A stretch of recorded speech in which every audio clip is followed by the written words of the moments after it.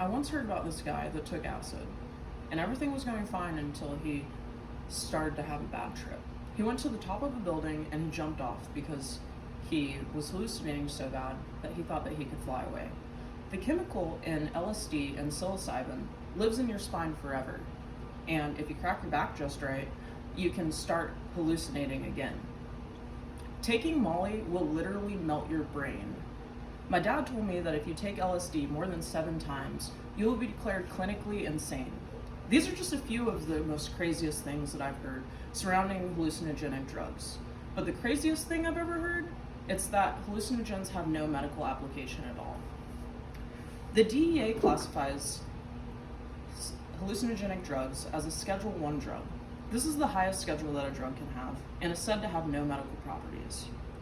Today, I want to take the opportunity to discuss with you why LSD, psilocybin, and MDMA are scheduled improperly by the federal government.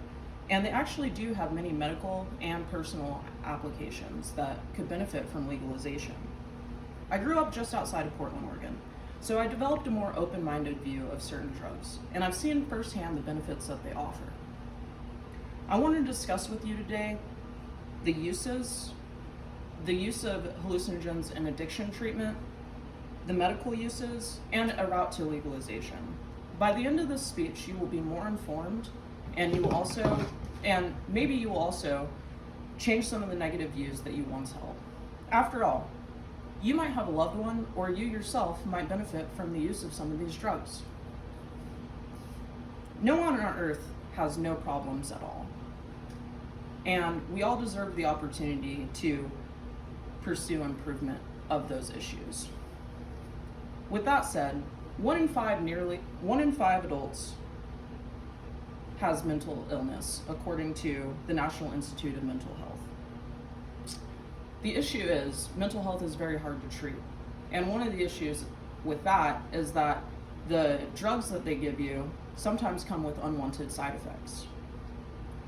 With numbers like 1 in 5, chances are you probably know somebody that suffers from mental illness. Me, myself, I've had lots of friends and family suffer from bipolar disorder. And specifically, my aunt and my sister, I can't tell you how many times I've watched them lay in bed for 20 hours a day only to get up to get a meal or to use the restroom. So this takes a toll on them and those that love them. Or when the dosage is incorrect, and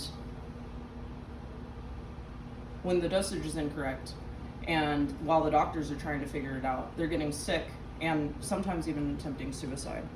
This affects millions of people every day. It's a well-known fact that smoking is bad for you. If you talk to a smoker, they're going to tell you that it's hard to quit. If you talk to an addict or an alcoholic, they'll tell you that it's a struggle to keep clean and sober every day. 14% of US adults smoke, according to the CDC, and 10% have some sort of substance abuse, according to the National Institute of Mental Health. It's a real issue that comes with real health issues, and sometimes it costs people their lives. You can do therapy, counseling, nicotine patches, you can just have discipline, and these are all options, but if it worked for everybody, there'd be a lot less people suffering from these issues.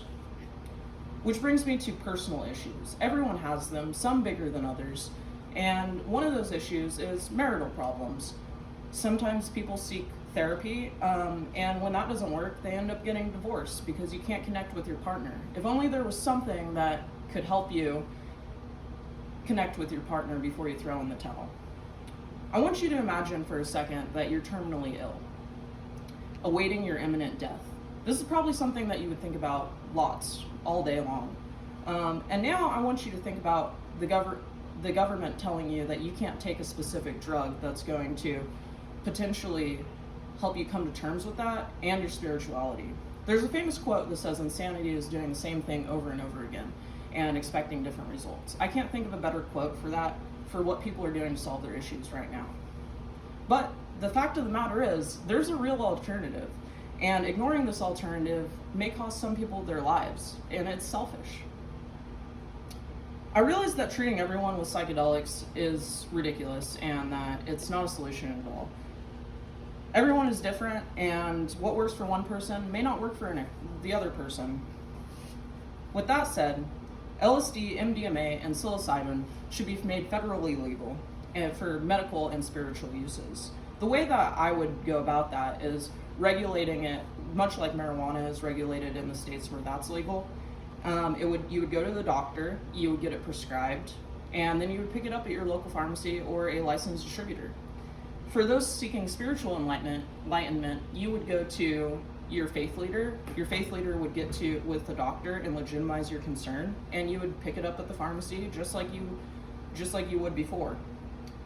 Making these drugs regulated, make sure that they're getting safely administered to the people that need it most.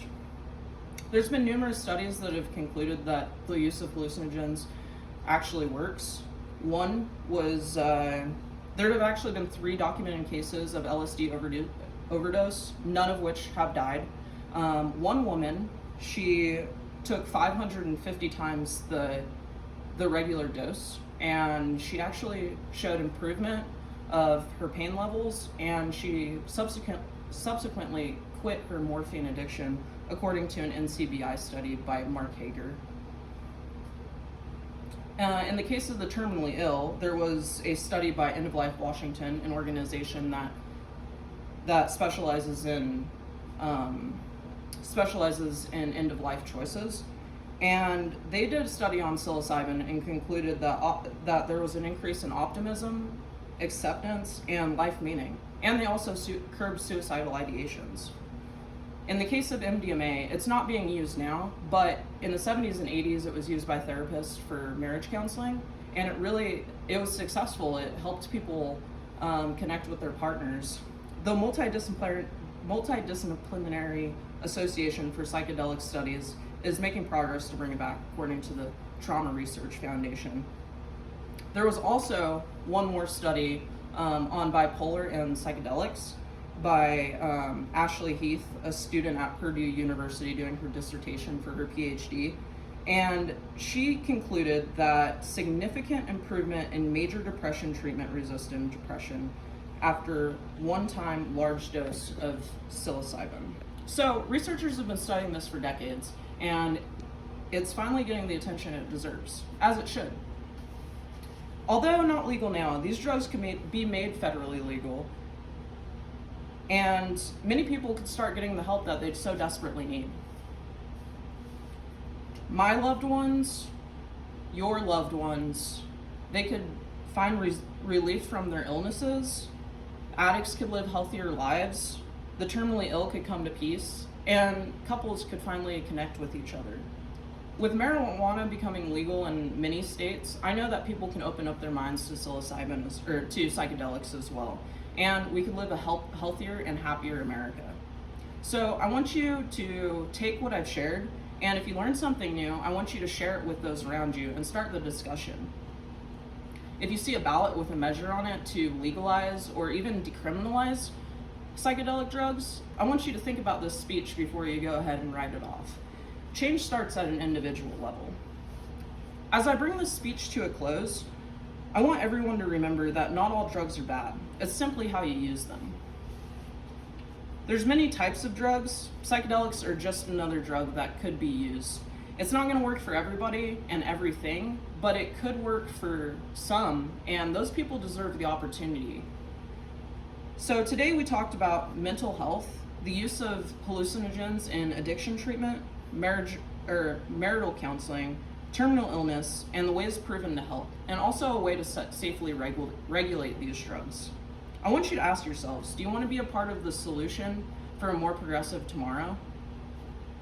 And next time you hear those crazy stories about hallucinogens and psychedelics, I want you to remember that you can't always believe what you hear. Does anyone have any questions?